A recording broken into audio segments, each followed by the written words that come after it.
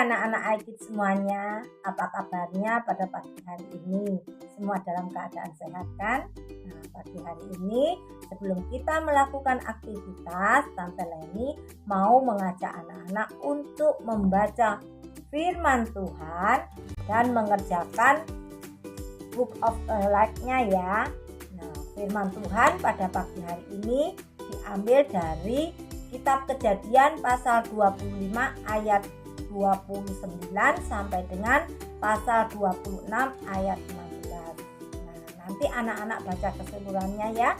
Tante Leni hanya membacakan satu ayat saja yang akan kita bahas bersama, yaitu di Kejadian pasal 25 ayat 32. Saud Esau, sebentar lagi aku akan mati. Apakah gunanya bagiku hak kesulungan itu? Nah, dari ayat ini, apa sih hak kesulungan itu? Hak kesulungan itu diberikan kepada anak yang sulung, yaitu anak pertama dari suatu keluarga. Nah, statusnya akan menjadi pemimpin, menggantikan ayahnya.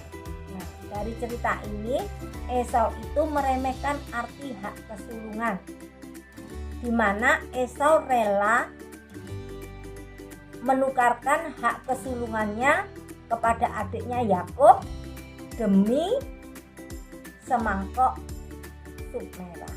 Nah, padahal hak kesulungan ini sangat penting dan berharga. Ya. Apa ada yang tahu? Nah, dia akan menjadi pemimpin dan mewarisi harta yang dimiliki ayahnya bila suatu saat ia meninggal. Hal ini tidak disadari oleh Esau. Kenapa ini bisa terjadi? Banyak hal yang terjadi, seperti yang dialami oleh Esau, di mana Esau ini ya sedang habis berburu, ya merasa capek, perutnya lapar. Nah, Esau ini mencium bau sedap. Ternyata adiknya Yakub itu sedang memasak sup kacang merah. Nah, kemudian Esau ini meminta kepada Yakub, kira-kira dikasih enggak? Nah, dikasih ya. Nah, tapi ada syaratnya. Ya. Dengan menukarkan hak kesulungannya itu diberikan kepada Yakub. Ayat 32 ini terbukti bahwa Esau itu sangat meremehkan arti dari hak kesulungan. Dengan mengatakan, sebentar lagi aku akan mati. Apa gunanya? Kemudian Yakub ini menyuruh Esau untuk bersumpah. Maka bersumpahlah Esau. Nah, dari cerita ini pada akhirnya Esau itu sangat menyesal. Bahkan dia menangis, tapi sudah terlambat. Nah, karena berkatnya sudah diberikan kepada Yakub. Nah, dari cerita Esau dan Yakub ini kita bisa belajar dari kesalahan Esau. Jangan sekali-sekali meremehkan. Kita itu dipilih Tuhan, Tante dan anak-anak jadi anak Tuhan ini di antara banyak orang.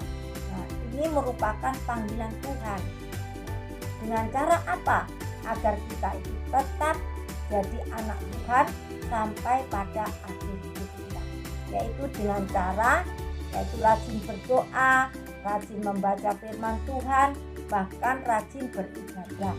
Nah, supaya iman kita itu bertumbuh dan kita menjadi kuat, tidak mudah terpengaruh.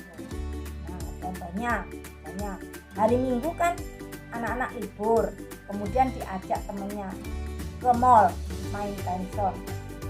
Ya, nanti aku bayari, pasti kamu akan senang. Nah, kita kan perlu hiburan. Dari Senin sampai Sabtu kita sudah belajar di sekolah. Minggu kan libur. Apa jawabannya?